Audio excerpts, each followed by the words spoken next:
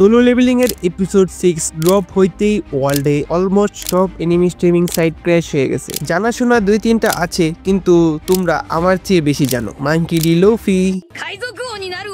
Hello everyone, আমি লিমন। আশা করি তোমরা এপিসোড 6 তো দেখেই ফেলেছো, কারণ যেভাবে স্ট্রিমিং সাইট ক্র্যাশ হচ্ছিল যেটা আমিও এক্সপিরিয়েন্স করেছি। এমনকি আমার এক ফ্রেন্ড শেষ আশা নিয়ে ক্রান্সটলে প্যাক কিনতে গিয়েছিল, কিন্তু প্যাকেজ কিনা হচ্ছিল না। একবার চিন্তা করো, ডিমন ক্যাসেল আর্কের পরে জেজু আইসল্যান্ড আর্ক কভার হবে, যেটা মোস্ট ইম্পর্টেন্ট আর্ক হবে। আর যেভাবে এপিসোড ফার্স্ট পেজ হচ্ছে, আমি ভাবছি জেজু আইসল্যান্ড আর্ক সিজন 2 তেই স্টার্ট হবে। তখন কি হবে ইন্টারনেটে? আমার একটা রিকোয়েস্ট ক্রিয়েটরদের কাছে, জেজু আইসল্যান্ডে স্লো হয়ে যায়, আমাদের কোনো তাড়াতাড়ি লাগছে না, কারণ আমাদের এক্সপিরিয়েন্স করতে দেন। যাই হোক, চাহিন এখন গেটে প্রবেশ করে সে আরো শকড হয়েছে জিনহু ই র্যাঙ্ক হান্টার হয়ে এ র্যাঙ্ক ডেঞ্জনে কেন যাবে, কারণ এমন না যে সে অমর। গেটের ভিতর ডেঞ্জনে বস রাজসভায় মন্ত্রী ও প্রজাদের উপস্থিত আছেন, যারা সবাই রেডি অ্যাটাক টিমদের মেরে মজা নেওয়ার জন্য। ক্যাপ্টেন সাং যখনই শুনে ওদের এন্টারটেইনের জন্য এখানে আনা হয়েছে, ও সোজা অ্যাটাক করার জন্য ভাবে, কিন্তু ওর টিম মেম্বার ভয় পেয়ে আছে, তারা তাদের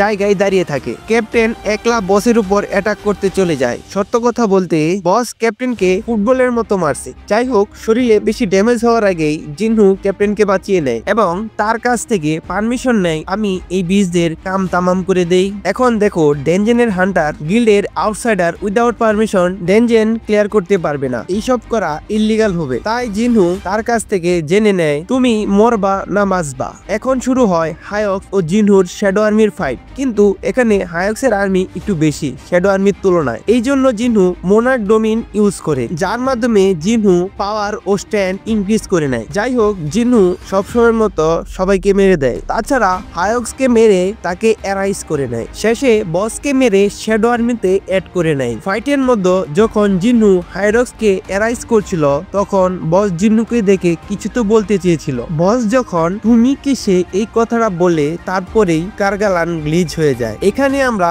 জানতে পারি হায়ক্স ও ডেঞ্জেনের বস ছিল না। যখন তাদের চোখ খুলে তখন আওয়াজ শুনতে পায় কিল দা হিউম্যান, অর্থাৎ সে এখানে আসতে চেয়েছিল না, বরং তাকে আনা হয়েছে। যার সোজা অর্থ দাঁড়ায় কিছু তো আছে যে সব বিস্টদের কন্ট্রোল করছে, যার সোজা অর্থ দাঁড়ায় জিনহুর বাবার উপরে। জিনহুর বাবা বিস্ট ও ডেঞ্জেন কিছু না, এর চেয়ে বড় প্রবলেম আছে। ওয়ার্ল্ডের সব হান্টার আসলেও একসাথে কিছু করতে পারবে না, এরা তারাই। যাই হোক, কারণ যেই হবে যে কারগালান ও বাকুরাকে গ্লিচ করেছিল, মোস্টলি সে সিস্টেমের সাথে যুক্ত আছে, কারণ বসটা তখন গ্লিচ করে যখন সিস্টেম বা জিনহু সম্পর্কে কিছু বলতে চায়, কারণ যে সিস্টেম কন্ট্রোল করছে সে চায় না জিনহু এই সম্পর্কে কিছু জানতে পারুক। তাই আমরা যে বারুকা সম্পর্কে থিওরি দিছিলাম সেটা ভুল প্রমাণিত হয়ে গেছে, কিন্তু এইরকম স্টোরি লাইন হলে স্টোরিটা অন্যরকম হতে পারত। যাই হোক, চাহিন ও অ্যাসোসিয়েশনের ম্যানেজার ডেঞ্জেনে প্রবেশ করে, তারা জিনহুকে দেখে অবাক হয়ে যায়, একলা পুরা ডেঞ্জেনকে ক্লিয়ার করে দিছে। এখন অ্যাসোসিয়েশনের ম্যানেজার অ্যাটাক টিমকে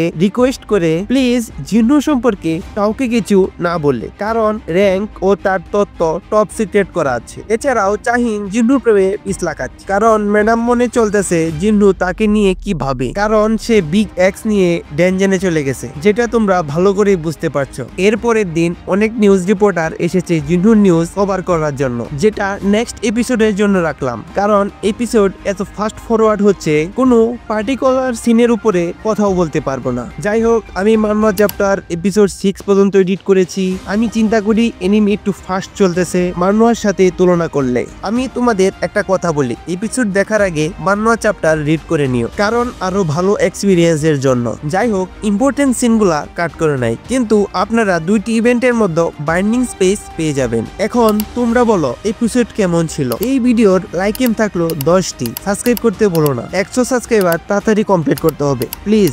বাই।